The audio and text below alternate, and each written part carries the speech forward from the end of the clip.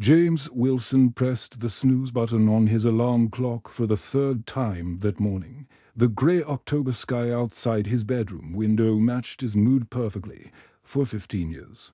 He had jumped out of bed excited to go to Thompson Industries. Now, the thought of facing another day under Robert Hayes made his stomach turn.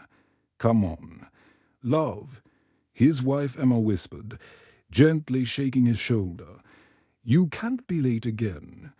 You know how he gets." James sighed deeply and forced himself to sit up. Emma was right. Robert Hayes, his new manager, seemed to be looking for any excuse to make his life miserable. Being late would only give him more ammunition. At the breakfast table, his 8-year-old daughter Lucy looked up from her cereal bowl with worried eyes. "Daddy, why do you look so sad in the mornings now?" James forced a smile and ruffled her curly hair. "Just tired, sweetheart. Daddy's got a lot of work to do." But Lucy was smart for her age. She had noticed the change in her father over the past 6 months, ever since Robert Hayes had taken over as department manager. The man who used to tell jokes at dinner and help with homework now came home exhausted and defeated. The drive to Thompson Industries used to be James's favorite part of the day. He would listen to the morning radio show and think about all the projects he wanted to tackle. The company felt like his second home. He had started there straight out of college, working his way up from an entry-level position to senior project coordinator. He knew every hallway, every employee's name, and every client's preferences. Margaret Thompson, the company's founder and former CEO, had been like a second mother to him. She had seen potential in the young, eager James and had personally mentored him throughout his career. When she passed away 2 years ago, James had cried like he had lost his own family member. "She believed in me when nobody else did," he often told Emma. "She taught me that business isn't just about money. It's about treating people right and building something that lasts." But now, walking through the glass doors of Thompson Industries felt like entering a battlefield. Robert Hayes had arrived 6 months ago with a reputation for streamlining operations and maximizing efficiency. What that really meant, James quickly learned, was creating a culture of fear and favoritism. From day one, Robert had singled James out, while other employees received challenging projects and opportunities for growth. James found himself assigned to mundane tasks that any intern could handle: filing paperwork, organizing supply closets, and making coffee runs became his daily routine. "Wilson, stop daydreaming and get over here." Robert's sharp voice cut through the morning chatter in the office. James looked up from his desk to see his manager pointing at a stack of boxes near the copy machine. "These need to be moved to storage, and make sure you do it quietly. We have important people working here." The other employees looked away uncomfortably. They all knew what was happening wasn't right, but nobody wanted to risk their own jobs by speaking up. Times were tough, and good jobs were hard to find. James stood up slowly, his back already aching from yesterday's similar tasks. He was a project coordinator with 15 years of experience, not a warehouse worker, but he needed this job. His family depended on him. "Right away, sir," he replied politely, swallowing his pride once again. As he bent down to lift the heavy boxes, he could hear Robert talking loudly to a group of younger employees about the importance of hiring the right kind of people. The words stung, but James kept working. During his lunch break, James sat alone in his car in the parking lot, eating a sandwich Emma had packed for him. He thought about the old days when Margaret Thompson would often join employees in the cafeteria, asking about their families and sharing stories about the company's early struggles. She would be heartbroken to see what's happening here.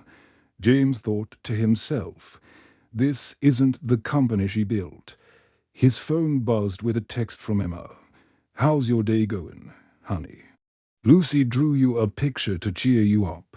She says it's a superhero that looks like her daddy." James smiled for the first time that day, but it quickly faded as he saw Robert Hayes walking toward the parking lot with two men in expensive suits. James recognized them as potential investors who had been touring the facility all morning. The key to running a successful business, Robert was saying loudly enough for James to hear, is knowing when to cut dead weight. Some people just don't. Fit the company culture, if you know what I mean. One of the investors nodded, but the other looked uncomfortable with the conversation. James pretended to be busy with his phone, but his heart was racing with anger and humiliation. The afternoon brought more of the same treatment. Robert assigned James to clean the break room, despite the fact that they had a cleaning service for such tasks. When James tried to suggest a more efficient system for organizing client files, Robert cut him off with a dismissive wave. "Wilson, stick to what you know. Leave the thinking to people who are qualified." As the day dragged on, James felt his spirit breaking piece by piece. This wasn't just about work anymore. This was about his dignity, his self-worth, and his ability to provide for his family. He thought about Margaret Thompson's kind words and wondered what she would say if she could see him now. When 5 o'clock finally arrived, James began packing up his desk, looking forward to going home to his family. But his relief was short-lived. James walked through his front door that evening feeling like a broken man. The cardboard box in his hands contained 15 years of his working life, a few personal photos, a coffee mug Emma had given him, and some awards he had received when Margaret Thompson was still alive. His children ran to greet him, as they always did, but this time he could barely manage a smile. "Daddy's home," shouted his 6-year-old son Tommy, wrapping his small arms round James's legs. Lucy, now it, looked up at her father with concerned eyes. Even at a young age, she could sense something was terribly wrong. Emma appeared in the doorway, wiping her hands on a kitchen towel. One look at James's face and the box in his hands told her everything she needed to know. She had been expecting this day for months, watching her husband come home more defeated each evening. "Kids, go wash your hands for dinner," Emma said gently. "Daddy and I need to talk." Tommy and Lucy obeyed without their usual protests, sensing the serious mood in the house. James set the box down heavily on the kitchen counter and slumped into his favorite chair at the small wooden table where his family shared their meals every night. "He fired me," James said quietly, his voice barely above a whisper. "After 15 years of loyal service, Robert Hayes threw me out like I was nothing." Emma sat down beside him and took his hands in hers. They were rough and calloused from years of hard work, but they were the hands of a good man who had always provided for his family. "Tell me what happened," she said softly. James explained the events of the day, his voice breaking as he repeated Robert's cruel words. Emma listened without interruption, her anger growing with each detail, but she kept her voice calm and supportive, knowing that James needed her strength now more than ever. "We'll figure this out," she assured him. "We always do. You're talented and hardworking. Another company will be lucky to have you." But James shook his head. "Emma, you don't understand. Robert will give me a bad reference. He'll make sure I never work in this industry again. I'm 42 years old. Who's going to hire me now?"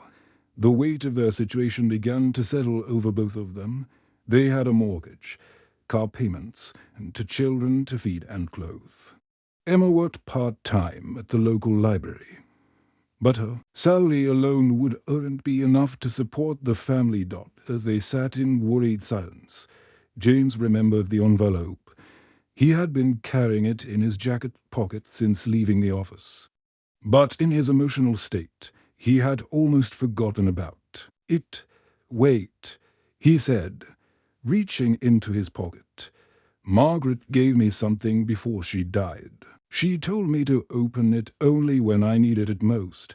Emma watched as James pulled out the cream-colored envelope. Margaret Thompson's elegant handwriting spelled out his name across the front.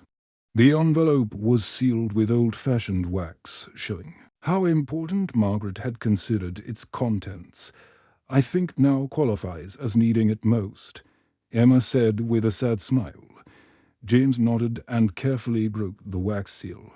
His hands were shaking as he opened the envelope, partly from exhaustion and partly from emotion. Inside, he found several official-looking documents and a letter written in Margaret's familiar handwriting. The legal papers were confusing at first glance, filled with terms like shares, beneficial ownership, and corporate governance. But as James read more carefully, the meaning became clear. Margaret Thompson had secretly transferred the majority ownership of Thompson Industries to him upon her death 2 years ago. "This can't be right," James whispered, reading the documents. "Again, this says I own 51% of the company." Emma leaned over to look at the papers. "James, these look official. See this lawyer's signature, and this notary's stamp. These are real legal documents." With trembling fingers, James unfolded Margaret's letter. Her words were written in blue ink, and he could almost hear her gentle voice as he read. "My dear James, if you are reading this letter, then you have faced a moment of great difficulty. I hope these documents will help you understand how much you have meant to me and to Thompson Industries for 15 years. I watched you work with dedication, kindness, and integrity. You treated every employee with respect, from the newest intern to the most senior manager. You cared about our clients not just as sources of income, but as human beings with real needs and challenges." James paused, wiping tears from his eyes. Emma moved her chair closer and continued reading over his shoulder. "You may not know this, but I had a son once. His name was David, and he would have been about your age now. He died in a car accident when he was just 25 years old. He was a good man, like you, with a kind heart and a strong sense of right and wrong. When I met you all those years ago, I saw so much of David in you, your laugh, your optimism, your way of making everyone round you feel important." James had to stop reading for a moment. He had never known about Margaret's son. She had always seemed so strong and independent, never mentioning personal loss or heartbreak. "I have no other family," the letter continued, "no children or grandchildren to carry on what I built. But I realize that family isn't just about blood. It's about love, trust, and shared values. You became like a son to me, James, even though I never told you so. That's why I'm leaving you Thompson Industries, not because I pity you, but because I believe in you. I know you'll treat our employees with the dignity they deserve and build something even better than what I created." James spent the entire weekend thinking about what to do next. The legal documents sat on his kitchen table like a puzzle he couldn't quite solve. Emma had suggested he march straight back to Thompson Industries on Monday morning and fire Robert Hayes immediately. But something held James back. "I need to understand what's really happening at the company," he told Emma on Sunday evening as they watched their children play in the backyard. "Margaret didn't just give me ownership. She gave me responsibility for all those people who work there." Emma squeezed his hand. "You're a good man, James Wilson." That's exactly what she would have wanted you to say. On Monday morning, instead of going to Thompson Industries, James drove to a small coffee shop called Miller's Cafe 3 blocks away from his old office. He had chosen this place carefully. It was close enough that employees could meet him during their lunch breaks, but far enough away that Robert Hayes would never think to look for them there. James had spent Sunday evening making phone calls to co-workers he trusted. He told them he wanted to discuss some concerns about the workplace, but he didn't mention anything about his newfound ownership. He needed honest answers, and he knew people might not speak freely if they thought he had power over their jobs. Mary Collins was the first to arrive. She was a single mother of 2 young boys who worked in the accounting department. James had always respected her dedication and attention to detail. Mary looked nervous as she sat down across from him in the small booth. "James, I heard what happened on Friday," she said quietly, glancing round to make sure no one could overhear them. "I'm so sorry. What Robert did wasn't right." "Thank you, Mary," James replied. "But I didn't ask you here to talk about me. I want to know how things really are at Thompson Industries. Are other people having problems too?" Mary's face immediately changed. The professional smile she always wore at work disappeared, replaced by a look of exhaustion and worry. "James, it's been terrible since Robert arrived. He treats several of us like we don't belong there." She told James about the constant criticism, the way Robert ignored her suggestions in meetings, and how he had passed her over for a promotion she clearly deserved. He gave the job to his nephew instead, she said bitterly.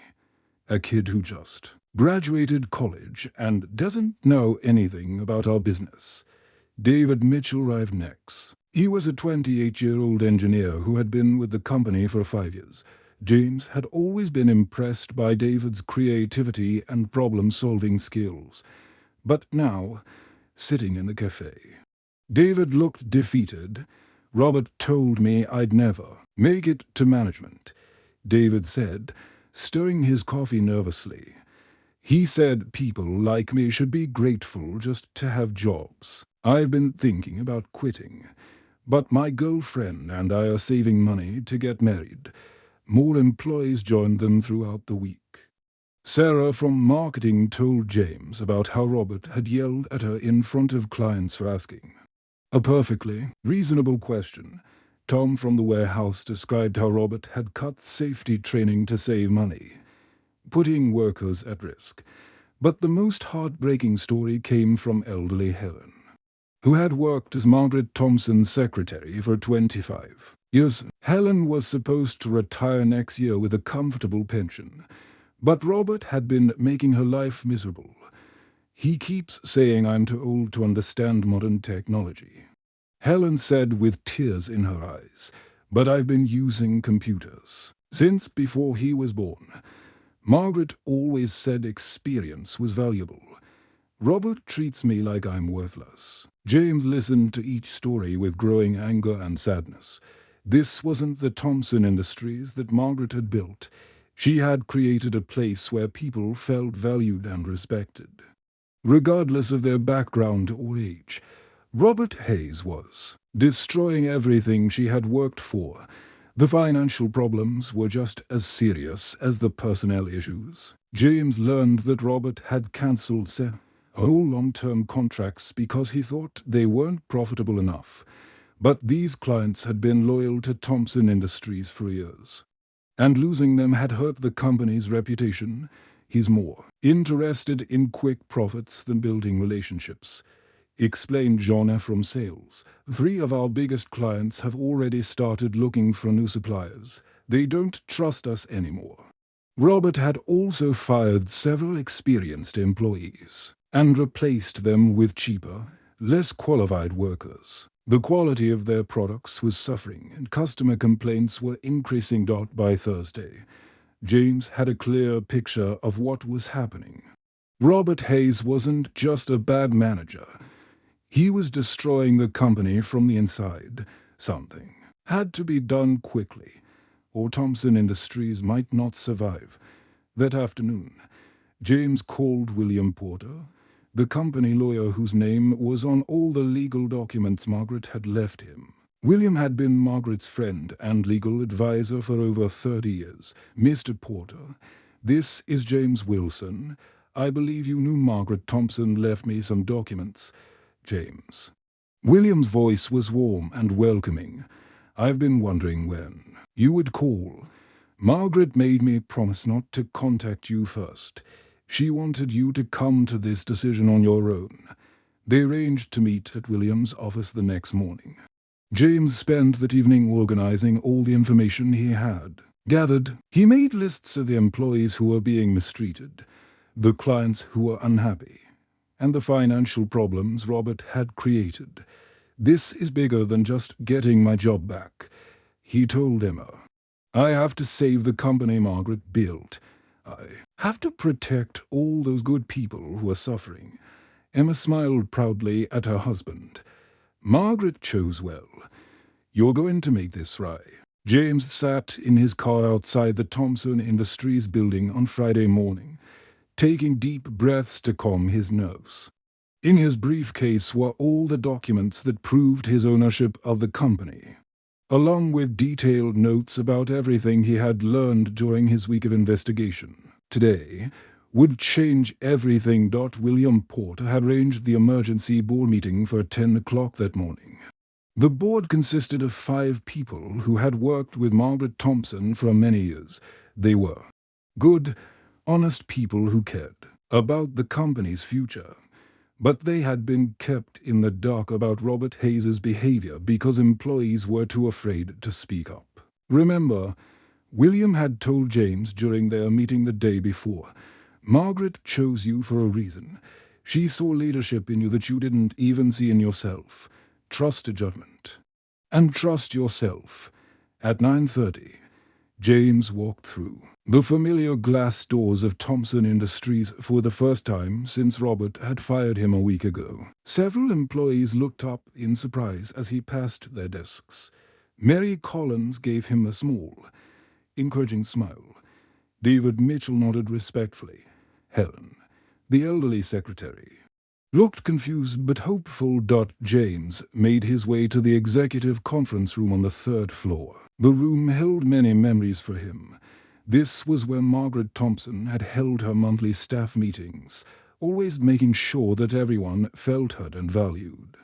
The long wooden table could seat 12 people, and the walls were decorated with photos showing the company's history over the past 40 years. The board members were already seated when James arrived. He recognized all of them: Patricia Williams from Human Resources, George Harrison from Finance, Michael Brown from Operations, Susan Taylor from Marketing, and Dr. Richard Stone, who represented the company's Technical Advisory Committee.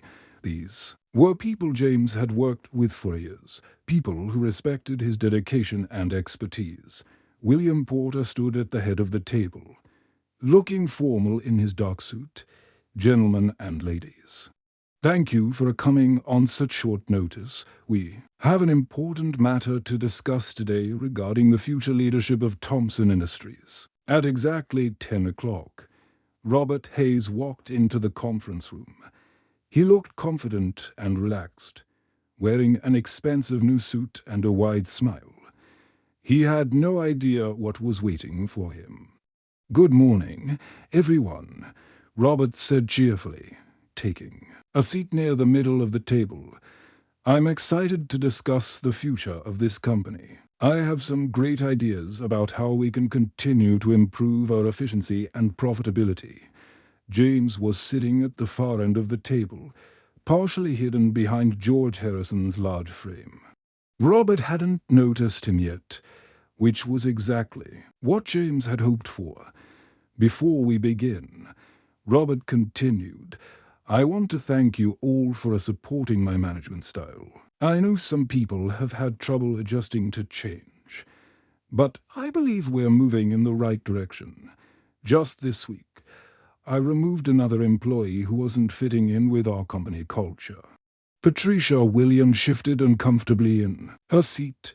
She had always liked James and had been surprised to hear about his firing. "Robert, we actually wanted to discuss that situation with you." Several employees have expressed concerns about recent personnel decisions. Robert waved his hand dismissively. Patricia, you have to understand that sometimes tough decisions are necessary. We can't let sentiment get in the way of business. That Wilson fellow was holding us back. He had outdated ideas and couldn't keep up with modern practices. The board members exchanged glances. They had all worked with James for years and knew he was one of their most capable and dedicated employees. William Porter cleared his throat. Robert, before we continue this discussion, I think you should meet someone. Ladies and gentlemen, I'd like to introduce you to the majority owner of Thompson Industries. Robert looked round the room with interest. Excellent. I've been looking forward to meeting the new owner. I have so many plans to share. Where is he? He's right here in this room, William said calmly. Robert's eyes scanned the faces round the table. Still smiling confidently, I don't understand. Which one of you is the owner? James slowly stood up from his chair. That would be me. Robert. The color drained from Robert's face as if someone had pulled a plug. His mouth fell open, and he gripped the edge of the table to steady himself. For several long seconds, the room was completely silent except for the quiet hum of the air conditioning. This has to be some kind of joke, Robert finally managed to say, his voice barely above a whisper. William pulled out the legal documents and placed them on the table. I can assure you it's not a joke. Margaret Thompson left the majority ownership of this company to James Wilson upon her death 2 years ago. These documents have been properly filed and notarized. Robert's confident demeanor crumbled completely. His hands were shaking as he reached for the papers, scanning them desperately, as if looking for some kind of mistake or loophole. But he's just an employee. Robert stammered. And nobody. How could she leave him the company? James remained standing, his voice calm and steady. Margaret Thompson saw potential in people, not just profit in numbers. She built this company on the principle that every employee deserves respect and dignity. Over the past week, I've learned that you've forgotten those values completely. Robert suddenly jumped up from his chair, his fear transforming into desperate anger. You can't do this to me. I have a contract. I have rights. You had responsibilities, too. James replied quietly, and you failed to meet them. James spent his first weekend as owner of Thompson Industries sitting at his kitchen table with Emma, making lists of all the changes he wanted to implement. The weight of responsibility felt heavy on his shoulders, but it was a good kind of weight. The kind that comes from knowing you have the power to make a real difference in people's lives. Where do we start? Emma asked, looking at the long list they had created together. With the people, James replied without hesitation. Margaret always said that a company is only as strong as the people who work there. We need to fix what Robert broke on Monday morning. James walked into Thompson Industries as the official owner for the first time. Word had spread quickly over the weekend about what had happened in the boardroom, and employees looked at him with a mixture of curiosity, hope, and uncertainty. He had asked William Porter to arrange an all-company meeting for 10 o'clock that morning. The main conference room was packed with every employee from every department. James looked out at the faces of people he had worked alongside for 15 years, people who had watched him suffer under Robert Hayes, people who had suffered themselves. There was Mary Collins from accounting, David Mitchell from engineering, elderly Helen from administration, and dozens of others who had been afraid to speak up about the toxic environment. Good morning, everyone, James began, his voice steady but warm. I know this situation is unusual, and many of you probably have questions about what happens next. I want to be completely honest with you about my plans for Thompson Industries. He paused, looking round the room at faces he knew so well. Margaret Thompson built this company on the belief that every person deserves to be treated with respect and dignity. She believed that when we take care of our employees, they take care of our customers, and everyone succeeds together. Somewhere along the way, we lost sight of those values, but starting today, we're going to find them again. The room was completely quiet. James could see tears in Helen's eyes and hope beginning to appear on Mary's face. My first decision as owner is to promote Mary Collins to the position of department manager. She has the skills, the experience, and most importantly, the heart to lead with kindness and fairness. The room burst into spontaneous applause. Mary looked shocked and delighted, wiping tears from her eyes as her co-workers congratulated her over. The following weeks, James implemented change after change. He restored the safety training programs that Robert had cancelled.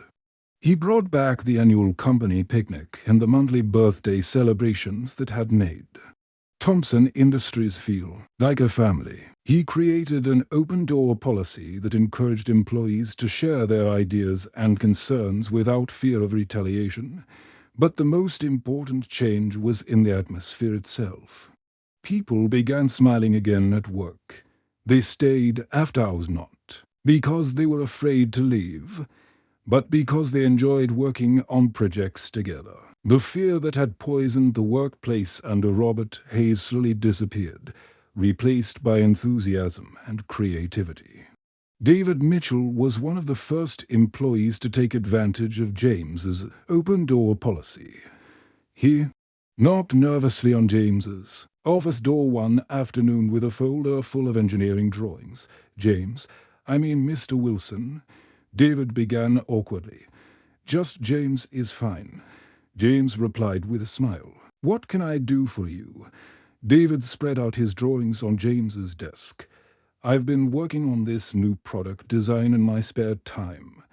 I think it could save our clients money and improve efficiency. But Robert always said my ideas weren't worth considering." James studied the drawings carefully. David's design was brilliant, innovative but practical. Exactly the kind of thinking that had made Thompson Industries successful in the past. "David, this is excellent work. Let's set up a meeting with the engineering team to discuss how we can develop this further." Similar scenes played out across the company. Helen, the elderly secretary, suggested a new filing system that improved office efficiency by 30%. Tom from the warehouse proposed safety improvements that not only protected workers but also reduced insurance costs. Susan from marketing had ideas for reaching new customers that Robert had dismissed as unrealistic. The changes didn't go unnoticed by Thompson Industries clients. Within 2 months, James received a phone call from Mr. Peterson, the owner of a manufacturing company that had been one of their biggest customers before Robert Hayes drove him away. "James, I heard through the grapevine that there have been some management changes at Thompson Industries." Mr. Peterson said, "I have to tell you, I was very disappointed with the service we received over the past year, but I also remember the excellent relationship we had when Margaret was running things. Would you be interested in meeting to discuss working together again?" That phone call led to the return of 3 major clients and the signing of 2 new contracts. Word spread through the industry that Thompson Industries was back to its old standards of quality and customer service. 6 months after taking over the company, James established the Margaret Thompson Foundation. The foundation provided scholarships for young people who faced discrimination or financial hardship, and offered job training programs for adults who needed new skills. James contributed a portion of the company's profits to the foundation every month, but he also encouraged employees to volunteer their time and expertise. Margaret believed in giving people opportunities. James explained to Emma one evening as they reviewed the foundation's first quarterly report. She gave me an opportunity when I was just a young man who didn't know anything about business. Now, we can do the same for others. The Foundation's first scholarship recipient was Maria Santos, a bright 18-year-old whose immigrant parents worked 2 jobs each to support their family. Maria wanted to study engineering but couldn't afford college tuition. The end.